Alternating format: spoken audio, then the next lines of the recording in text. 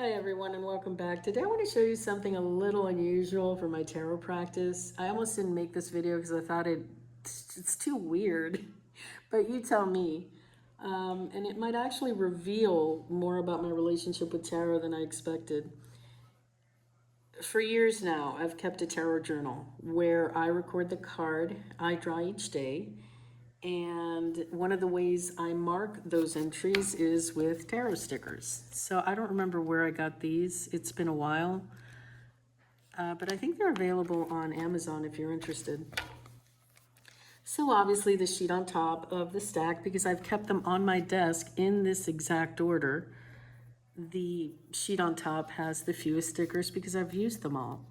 And the one on the bottom has the most until recently because I finally got to the last page, which is intact except for the Magician, and I realized, holy cow, that must be the card I draw most often.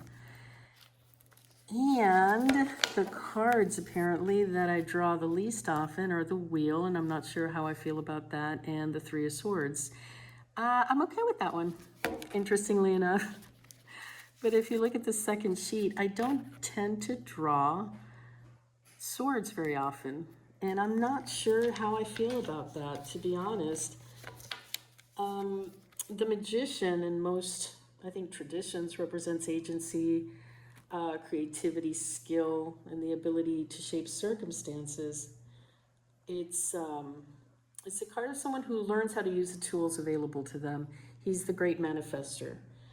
So seeing that card show up frequently in my practice made me wonder if part of my journey with tarot has been about learning how to develop skills, trust my intuition, and create something meaningful with what I've learned. And honestly, that feels pretty accurate.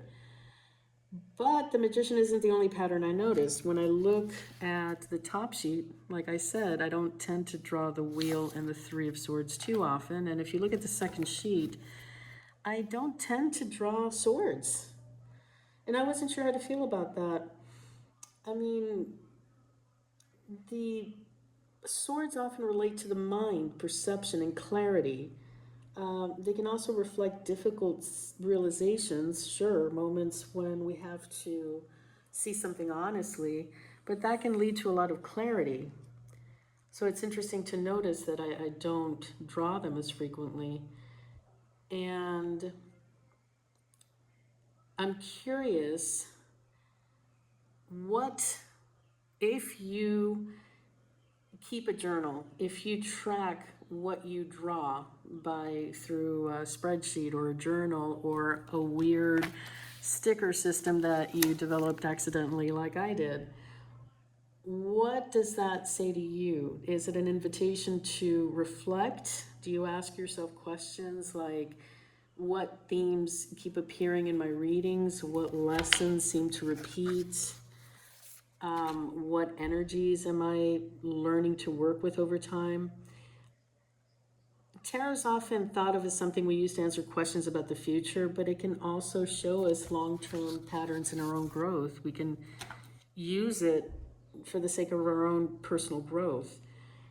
Sometimes those patterns reveal themselves in unexpected ways like this. So I'm curious, if you practice tarot regularly, have you ever noticed certain cards appearing again and again in your life?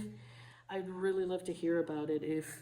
If you want to comment below, I'd appreciate it. But thank you so much for being here, and I'll see you next time.